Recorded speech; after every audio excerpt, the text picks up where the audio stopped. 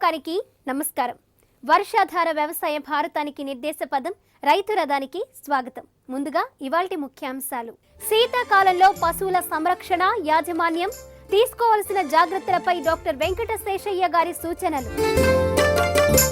తక్కువ విస్తీర్ణంలో అధిక దిగుబడినిచ్చే గడ్డి జాతుల పెంపకం, చౌకగా మేత ఉత్పత్తి, వృధా నివారణలో తీసుకోవాల్సిన జాగ్రత్తలు. వర్షాధార వ్యవసాయ భారతంలో పల్లె చిల్లర ఖర్చులు తీర్చేది పాడి, పొలం పెట్టుబడి, పిల్లల ఫీజులు, పోపు డబ్బా ఖర్చులు తీర్చేది పాల డబ్బులే. అందుకే పాడితోడిగా సేద్యం చేస్తున్న రైతు కుటుంబాలన్నీ పచ్చగున్నాయి. కాలానుగుణంగా తరిగిన అడవులు, కనుమరుగైన పచ్చిక మైదానాలు, స్థలభావం, కరువు పరిస్థితుల దృష్ట్యా గ్రాసం కొరత తీవ్రమైంది. ధరాఘాతంలో పత్తి, సోయా, కొబ్బరి చెక్కలు, దాణా, వరిగడ్డి ధరలు గణనీయంగా పెరిగిపోయాయి. ఫలితంగా పాల ఉత్పత్తితో వచ్చిన ఆదాయంలో 60 నుంచి 70% పశుపోషణకే సరిపోతుంది. పాల ఉత్పత్తిదారులకు గొడ్డు చాకిరీ తప్ప లాభాలన్నవి చెప్పుకోదగ్గ స్థాయిలో ఉండడం లేదు. ఉత్సాహంగా పశుపోషణకు మళ్లిన యువత మేపు యాజమాన్యంలో కొరవడిన అవగాహనతో పెట్టిన 1-2 డైరీలు మూసేసిన వైనం. ఈ పరిస్థితుల్లో మంద అవసరాలకు తగ్గట్లు గడ్డి, ధాన్యం, చిక్కుడు జాతి గ్రాసాలను ఎంపిక చేసుకుని పెంచుకోవడం ద్వారా దాణా ఖర్చులను తగ్గించుకోవచ్చు. తరిగిన గ్రాసాన్ని పశువుకు 40 కేజీల చొప్పున అందిస్తూ వృధాని అరికట్టడం ద్వారా పాడిని లాభసాటి పరిశ్రమగా మలుచుకోవచ్చు. అలాగే శీతాకాలంలో ఎదకొచ్చిన పశువులను వెంటనే చూలు కట్టించడం, సకాలంలో టీకాలు వేయడం వల్ల నాణ్యమైన పశువులను పొందవచ్చంటున్న ప్రొఫెసర్ వెంకట శేషయ్యతో మరిన్ని వివరాలు ఇవాల్టి రైతు రథంలో.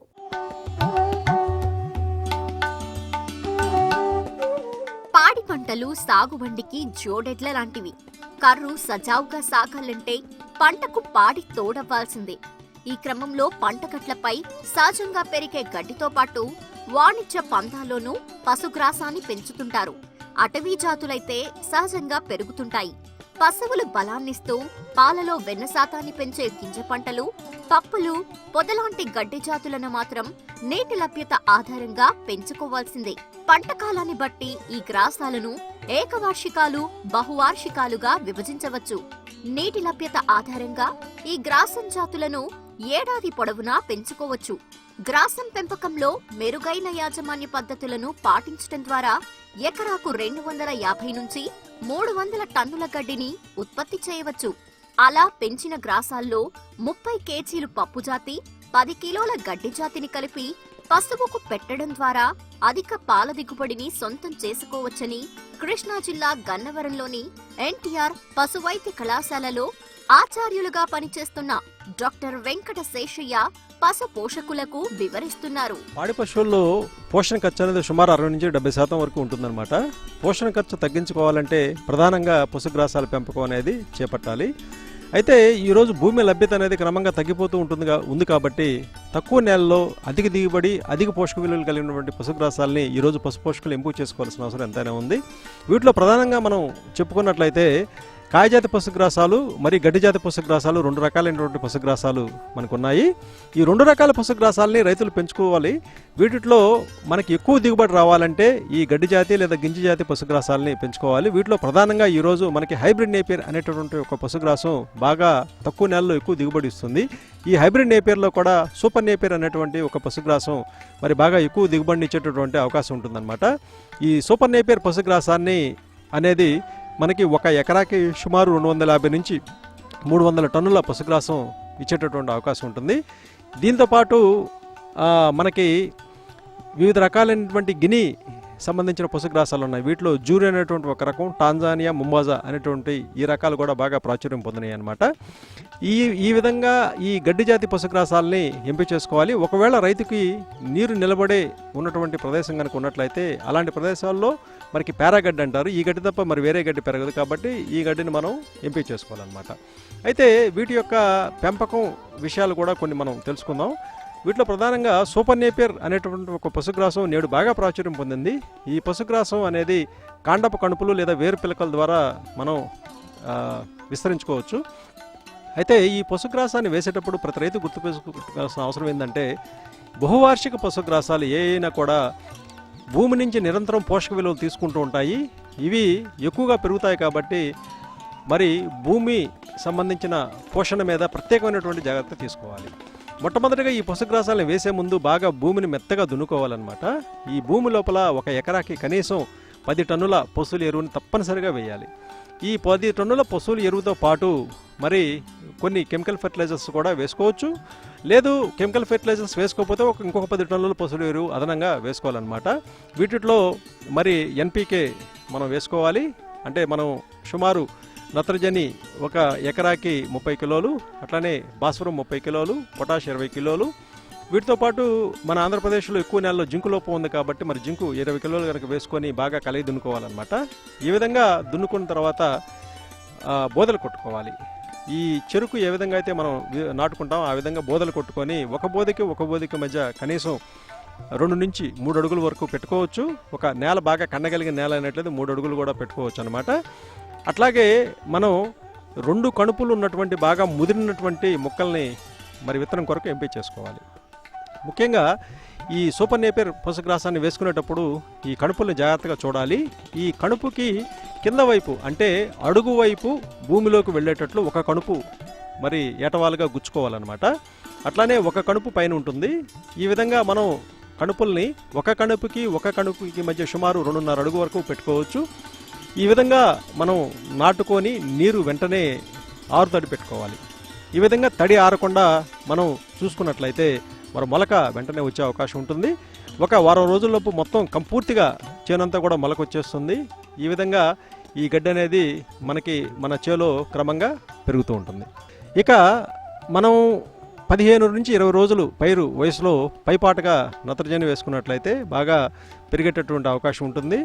ఈ విధంగా మనం పెంచుకున్నటువంటి గడ్డలు ముఖ్యంగా ఇక్కడ రైతులు గమనించవలసింది ఏంటంటే కలుపు అనేది లేకుండా చూసుకోవాలి. ఈ సాళ్ల మధ్య ముఖ్యంగా మొక్క యొక్క కుదురు దగ్గర కలుపు కనుక ఉన్నట్లయితే అది ఈ మొక్క పెరిగేదాన్ని ముఖ్యంగా పోషక పదార్థాలను అది తీసుకుంటుంది కాబట్టి మొక్క సరిగా పెరగదు. కాబట్టి మొదల దగ్గర కలుపు పూర్తిగా తీసివేయాలి.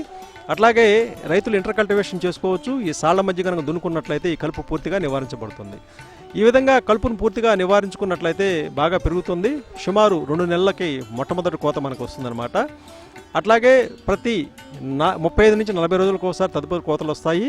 సంవత్సరానికి 8 కోతలు వస్తాయి. 1 ఎకరాకి 250 నుంచి 300 టన్నుల వరకు కూడా మరి పశుగ్రాస దిగుబడి ఉంటుందన్నమాట. ముఖ్యంగా ఈ పశుగ్రాసం అనేది బాగా పోషక విలువలు కూడా కలిగి ఉంటుంది. మనకి 12% మరి ప్రోటీన్లు, సుమారు 50% జీర్ణయోగ పదార్థాలు దీంట్లో ఉన్నాయి. కాబట్టి ఈ పశువుల్లో పాల ఉత్పత్తి బాగా జరిగేటటువంటి అవకాశం ఉంటుంది. అయితే ఈ సూపర్ నేపియర్ గ్రాస్ మనం ఈ ఫీడ్ చేసేటప్పుడు అంటే పశువులకు మేపేటప్పుడు తప్పనిసరిగా వాటిని చాఫ్ చేయాలి. ఎందుకంటే కాండం బాగా లావుగా ఉంటుంది కాబట్టి కత్తిరించి కనుక మేపినట్లయితే మరి పశుగ్రాసం వృధా కాదు. అట్లాగే ఈ పశుగ్రాసానికి మరి 3 వంతులు సూపర్ నేపియర్ పశుగ్రాసం, 1 వంతు కాయజాతి పశుగ్రాసం కనుక మరి రైతులు ముఖ్యంగా అలసంద కానీ, పిల్లిపిసరు కానీ, జనుము కానీ, మరి లూసర్న్ కానీ ఏదైనా కలుపుకొని కనుక మేపినట్లయితే మరి దాణా అవసరం లేకుండా సుమారు 5 నుంచి 6 లీటర్ల పాల ఉత్పత్తి వరకు కూడా మరి రైతు తక్కువ ఖర్చుతోటి ఈ పశువు యొక్క పాల ఉత్పత్తిని చేసేదానికి అవకాశం ఉంటుందన్నమాట. అట్లాగే ఒకవేళ మనకి ఈ సూపర్ నేపియర్ పశుగ్రాసం ఎక్కువగా ఉన్నట్లయితే వాటిని సైలేజ్ పద్ధతి ద్వారా పాత్ర కూడా వేసుకోవచ్చు. అంటే మనం ముదిరిపోయినటువంటి గడ్డిని ఎట్టి పరిస్థితుల్లో కూడా పెట్టకూడదు. కాబట్టి రైతులు మరి విత్తుకునేటప్పుడే పంట అంటే చేలో ఒక్కసారే కాకుండా దాన్ని క్రమంగా విత్తుకోవాలి. అంటే సుమారు మనకి ఒక రోజుకి 1 పశువుకి 40 కిలోల పశుగ్రాసం అవసరం అయితే ఒక రైతుకి 4 పశువులు ఉన్నాయంటే సుమారు 160 కిలోల పశుగ్రాసం అవసరం అవుతుంది. మరి ఆ దిగుబడిని ఒక కోతకి సుమారు 25 నుంచి 30 టన్నుల పశుగ్రాసం మనకు వస్తుంది. కాబట్టి ఈ విధంగా లెక్కించుకొని మరి ఆ ఏరియా వరకే ప్రతిరోజు కనుక విత్తుకున్నట్లయితే మరి ఈ పశుగ్రాసం అనేది లేతగా రైతులు ఎప్పుడు కూడా మేపుకునేదానికి అవకాశం ఉంటుందన్నమాట. ముదిరిపోయిన పశుగ్రాసంలో లిగ్నిన్ అనేది బాగా ఎక్కువగా ఉంటుంది. దీని ద్వారా పశువులు సరిగా తినవు, ఎక్కువగా వదిలేస్తుంటాయి. కాబట్టి ఈ జాగ్రత్త రైతు తీసుకోవాలి. ఇక మనకి ఈ జూరీ అనేటువంటి ఇక మిగిలిన హైబ్రిడ్ నేపియర్ పశుగ్రాసాలు కూడా ఉన్నాయి మనకి. వీటిలో APBN 1 అట్లానే కో సిరీస్ ఉన్నాయి, కో3, కో4, కో5 కానీ అట్లాగే NB21 ఇవన్నీ కూడా అంటే చలికాలంలో వీటికి కొన్ని సమస్యలు ఉన్నాయి. ఇవి సరిగా పెరగవు కాబట్టి మరి సూపర్ నేపియర్నే మరి రైతులు ఎంచుకోవచ్చు. ఇక గిని సంబంధించినటువంటి పశుగ్రాసాలు కూడా రైతులకి ఎంతో ఉపయోగకరంగా ఉంటాయి. ఎందుకంటే ఈ గిని గ్రాసాలు నీడన పెరిగేటటువంటి శక్తిని కూడా కలిగి ఉంటాయి. మరి వీటిలో ప్రోటీన్లు కూడా బాగా ఎక్కువగా సమృద్ధిగా ఉంటాయి. అట్లాగే ఎలాంటి ఆక్సిలేట్స్ వంటి పదార్థాలు కూడా ఇందులో ఉండవు. కాబట్టి పశువులు కూడా ఆరోగ్యరీత్యా ఈ గిని పశుగ్రాసం అనేది చాలా శ్రేష్టం. వీటిలో ప్రధానంగా మనకి ఈరోజు జూరి అనేటువంటి ఒక రకం ఉంది. ఈ రకం బాగా ఎక్కువగా ఆకు కలిగి ఉంటుంది. సుమారు మనకి 14 నుంచి 15% వరకు కూడా ప్రోటీన్లు దీంట్లో ఉంటాయి. కాబట్టి ఇది పశువులు బాగా బలిష్టమైన, ముఖ్యంగా పెరిగే పశువులకు కానీ చూడు పశువులకు కానీ బాగా ఉపయోగపడుతుందన్నమాట. ఇంకా నీడను పెరిగేటటువంటి శక్తిని కూడా కలిగి ఉంటుంది. కాబట్టి ఉద్యానవన పంటల మధ్య కూడా ఈ అంతర పంటగా వేసుకొని మరి పశుపోషణ చేపట్టవచ్చు. అయితే ఈ జూరి గడ్డిని విత్తనం ద్వారా కూడా వేసుకోవచ్చు అనమాట. వేరుపిలకలు విత్తనం ద్వారా వేసుకోవచ్చు. ఒక ఎకరాకి 1/2 కిలో విత్తనాలు సరిపోతాయి. ఈ విత్తనం ద్వారా వేసుకునేటప్పుడు మాత్రం తప్పనిసరిగా మనం సీడ్ బెడ్ తయారు చేసుకోవాలి. బాగా మెత్తగా ఉండేటటువంటి ఈ నేలని మనం ఒక 4-5 అంగుళాలు బాగా ఎత్తుగా ఒక బెడ్ లాగా తయారు చేసుకోవాలి. మరి వీటి మీద వేసుకునేటప్పుడు మనం విత్తనాలతో పాటు ఇసుక కలుపుకొని సాళ్ళలాగా ఈ సీడ్ బెడ్ మీద మనం గీతలు గీసుకోవాలన్నమాట. మొట్టమొదటిగా ఈ గీతలు గీసుకొని గీతల లోపల మరి ఈ సాళ్ళ లోపల ఈ విత్తనాలని వేసుకోవాలి. వేసుకొని మట్టితో పూడ్చివేసి రోజుకాంతోటి కనుక నీళ్లు పెట్టుకున్నట్లయితే మరి మొలకు వచ్చేటువంటి అవకాశం ఉంటుంది. ఈ విధంగా 35 రోజుల వయసులో మనం పీకి వేసుకున్నట్లయితే సుమారు 2 అడుగులు మరి బోదికి మధ్య పెట్టుకోవచ్చు. మొక్క మధ్య 2 అడుగులు పెట్టుకోవచ్చు. ఈ విధంగా వేసుకున్నట్లయితే ఈ గినిగడ్డి అనేది వృద్ధి చెందుతుంది. ఇది మనకి మొట్టమొదటి కోత సుమారు 70 నుంచి 80 రోజుల్లో వస్తుంది. ఇక తదుపరి కోతలు ప్రతి 30 రోజులు 35 రోజులకు ఒకసారి వస్తూ ఉంటాయి. ఈ విధంగా ఒక ఎకరాకి సుమారు 200 టన్నుల వరకు కూడా మరి దిగుబడి వచ్చేటువంటి అవకాశం ఉంటుంది. ఇదే పద్ధతిలో మనం టాంజానియా, ముంబాజా అనేటువంటి రకాలను కూడా వేసుకోవచ్చు అనమాట. ఈ విధంగా గిని గడ్డిని మనం రైతులు అభివృద్ధి చేసుకోవచ్చు. మరి ఇక నీరు నిలబడే ప్రదేశంలో తప్పనిసరిగా పేరాగడ్డి తప్ప మరి ఏది పెరగదు. కాబట్టి ఈ పేరాగడ్డి వేసుకోవచ్చు అనమాట. ఒక ఎకరాకి ఇది సుమారు 20 నుంచి 24 వేల వరకు మరి కణుపులు అవసరం అవుతాయి. ఇది వేసుకోవడం చాలా సులభం. బాగా దమ్ము చేసుకున్న తర్వాత మరి ఈ ఎరువుల యాజమాన్యం అన్నీ కూడా మరి అన్ని బహువార్షిక పశుగ్రాసాలకు ఒకే రకంగా ఉంటాయి దాదాపు. ఇక కాయజాతి పశుగ్రాసాల్లో మనకి ప్రధానంగా లూసన్, అట్లాగే ఈ అలసంద, మన ప్రదేశాల్లో బాగా పెరిగేటటువంటి పశుగ్రాసాలు అయితే అలసంద కానీ, ఇక పిల్లిపెసలు కానీ, జనుము కానీ, ఈ ఫీల్డ్ బీన్ కానీ ఇవన్నీ కూడా రైతులు వేసుకోవచ్చు. అయితే కాయజాతి పశుగ్రాసాలు వేసుకోవడం ద్వారా దాణా యొక్క మరి మనం పెట్టేటటువంటి మొత్తాన్ని బాగా తగ్గించుకోవచ్చు.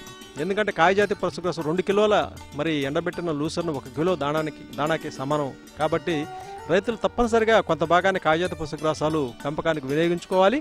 ఒకవేళ కాయజాతి పశుగ్రాసాలు కనుక లేనట్లయితే తప్పనిసరిగా ఈ పశుగ్రాసాన్ని ఇచ్చే చెట్లను కూడా పెంచుకోవాలి. వీటిలో ప్రధానంగా మనకి పొదలాగా పెరిగేటటువంటి ఈ పశుగ్రాసాన్ని ఇచ్చేటటువంటి పొద అంటారు. దీన్ని హెడ్జ్ లూసర్ని అంటారు. ఈ హెడ్జ్ లూసర్ని రైతులు వేసుకోవచ్చు.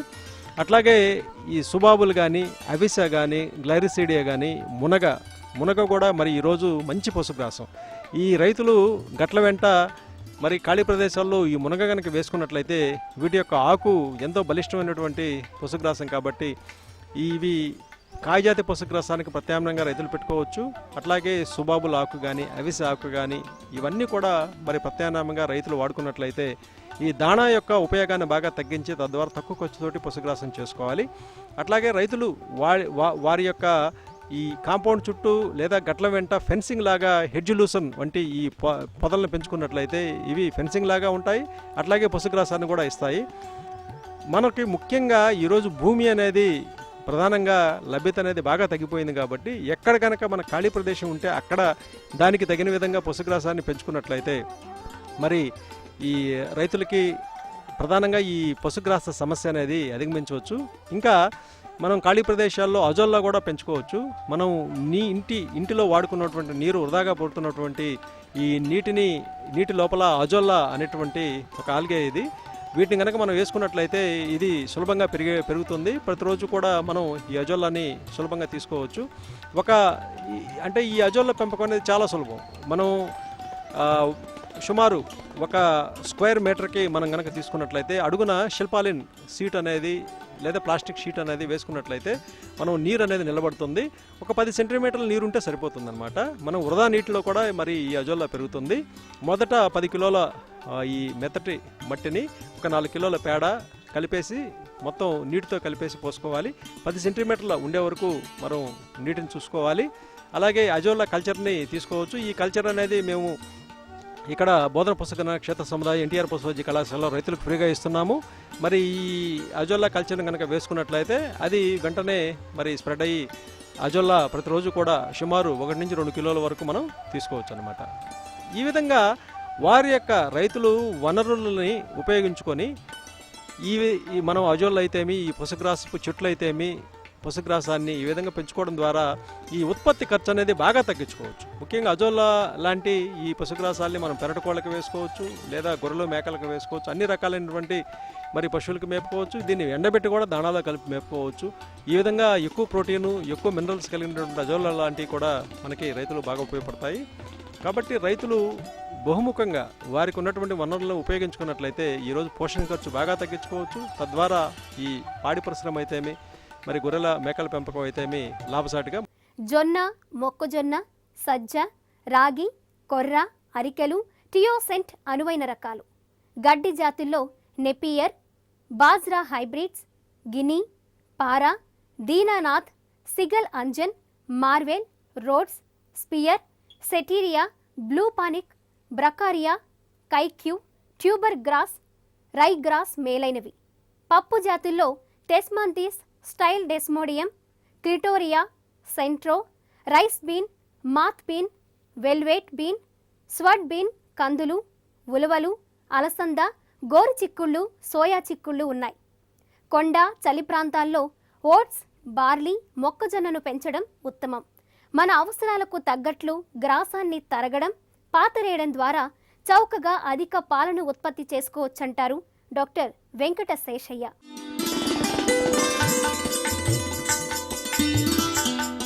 వర్షాధారంగా పండించే ధాన్యపు జాతుల్లో జొన్న, మొక్కజొన్న, సజ్జ, రాగి, కొర్ర, అరికెలు, టియోసెంట్ అనువైన రకాలు. గడ్డి జాతుల్లో Napier, bajra, hybrids, guinea, para, Dinanath, సికలంజన్, Marvel, Rhodes, spear, setaria, blue panic, brachiaria, kikuyu, tuber grass, rye grass మేలైనవి. పప్పు జాతుల్లో desmanthus, stylo desmodium, clitoria, centro, rice bean, moth bean, velvet bean, sword bean, కందులు, ఉలవలు, అలసంద, గోరు చిక్కుళ్ళు, సోయా చిక్కుళ్ళు ఉన్నాయి. కొండ, చలి ప్రాంతాల్లో ఓట్స్, బార్లీ, మొక్కజొన్నను పెంచటం ఉత్తమం. మన అవసరాలకు తగ్గట్లు గ్రాసాన్ని తరగటం, పాతరేయటం ద్వారా చౌకగా అధిక పాలను ఉత్పత్తి చేయవచ్చంటారు డాక్టర్ వెంకట శేషయ్య. శీతాకాలంలో పశు పెంపకందారులు తీసుకోవాల్సిన జాగ్రత్తల గురించి ఈ కార్యక్రమంలో తెలుసుకుందాం. ముఖ్యంగా శీతాకాలంలో ఈ చలి తీవ్రత వల్ల పశువుల్లో కొన్ని ఆరోగ్య సమస్యలు వచ్చేటటువంటి అవకాశం ఉంది. ముఖ్యంగా పశు ఆరోగ్యం మరియు పోషణలో పశు పోషకులు ప్రత్యేకమైనటువంటి శ్రద్ధ తీసుకోవాల్సిన అవసరం ఎంతైనా ఉంది. శీతాకాలంలో సాధారణంగా మనం పశువులను ఆరుబయట కనుక కట్టేసినట్లయితే అవి చలి తీవ్రతకు గురయ్యి తద్వారా వాటిలో పాల ఉత్పత్తి తగ్గిపోవటం, అట్లాగే వ్యాధి నిరోధక శక్తి తగ్గిపోవడం జరుగుతూ ఉంటుంది. ఈ విధంగా పశువులు వివిధ రకాలైన వ్యాధులు బారిన పడేటటువంటి అవకాశం ఉంటుంది. కాబట్టి పశుపోషకులు తప్పనిసరిగా ఈ పశువుల్ని పాకల్లోనే రాత్రిపూట కట్టేయాలి. ముఖ్యంగా చిన్న దూడల్లో ఈ చలి ప్రభావం వల్ల ఎక్కువగా మరణాలు సంభవిస్తూ ఉంటాయి లేగ దూడల్లో.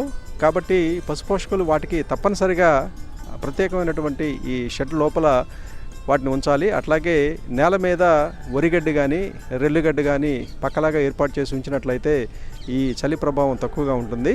దూడల్లో న్యూమోనియా అనేటువంటి సమస్య ఈ చలికాలంలో బాగా ఎక్కువగా ఉంటుందన్నమాట.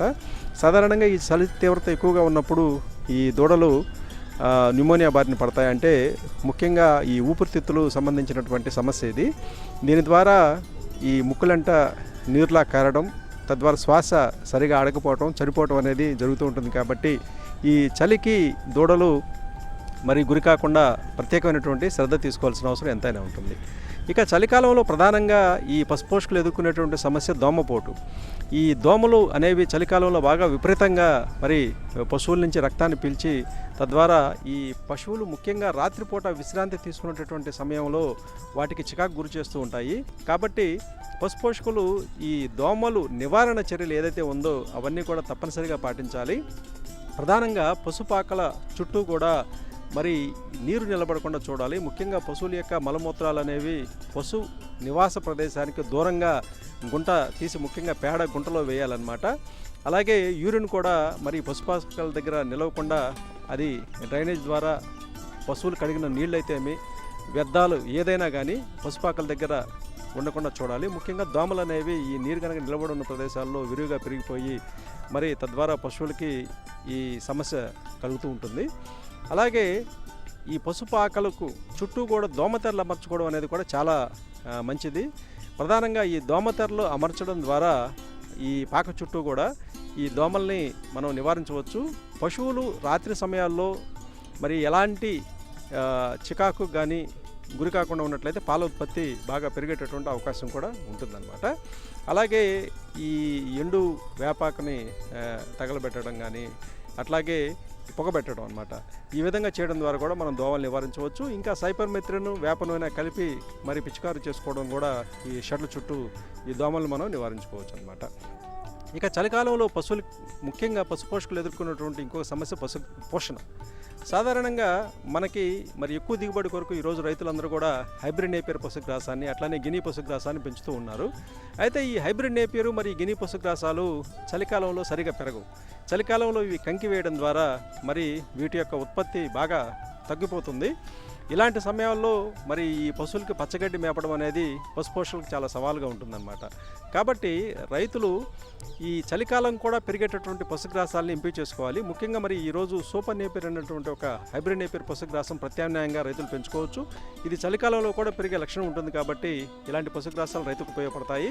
అట్లాగే మనకి జొన్న అంటే ఎక్కువ కోతలనిచ్చే మల్టీకట్ జొన్న SSG 59-3 కానీ ఎంపీ చారి పోసాచారి వంటి రకాలని మరి రైతులు పెంచుకోవచ్చు. చలికాలంలో ఇవి బాగా పెరుగుతాయి.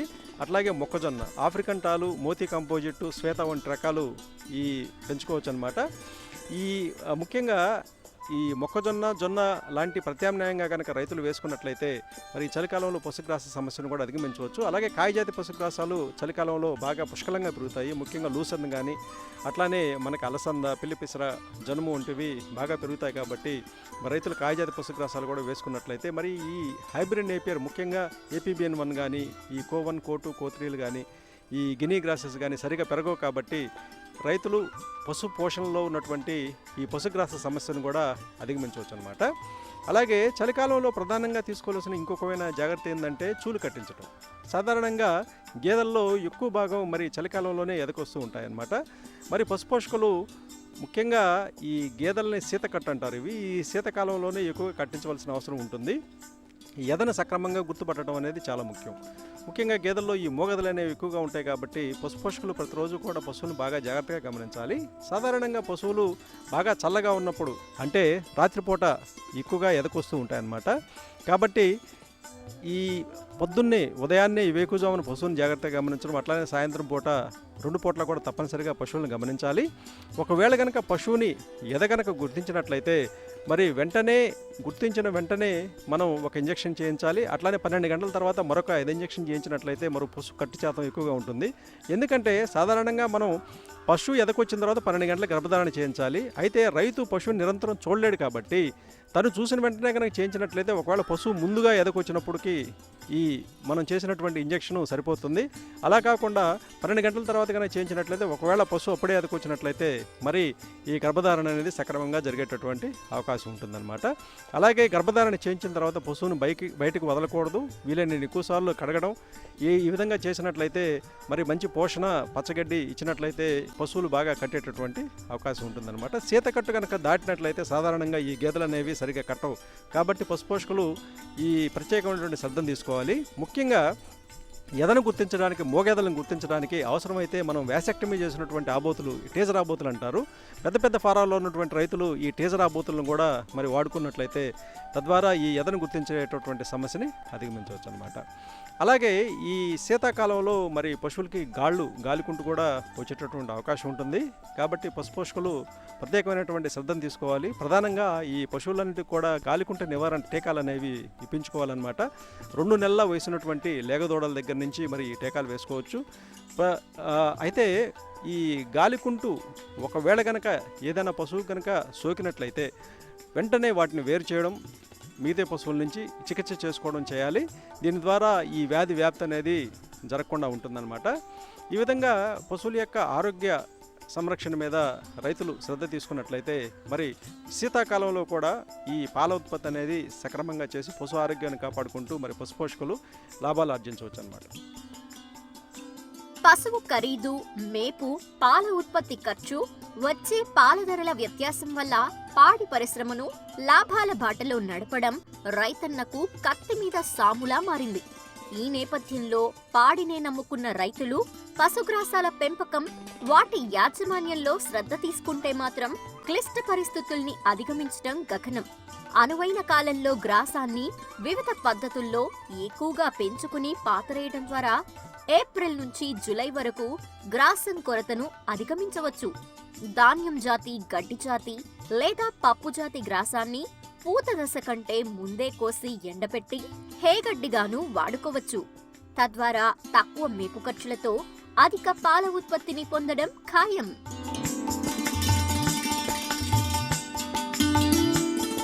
కొత్త సంవత్సరంలో వచ్చే పంట కాలాలన్నీ అన్ని విధాలా కలిసి రావాలని ఆకాంక్షిస్తూ అన్నదాతకు అందలం, అన్నపూర్ణకు అభిషేకం. మీ ఏపీ 24/7 రైతు రథంలో మరిన్ని విజయగాథలతో మళ్ళీ కలుద్దాం. నమస్కారం. వ్యవసాయ అనుబంధ రంగాలలో సమస్యలతో రణానికి పరిష్కారాల సమాహారం రైతు రథాన్ని సంప్రదించాల్సిన మా చిరునామా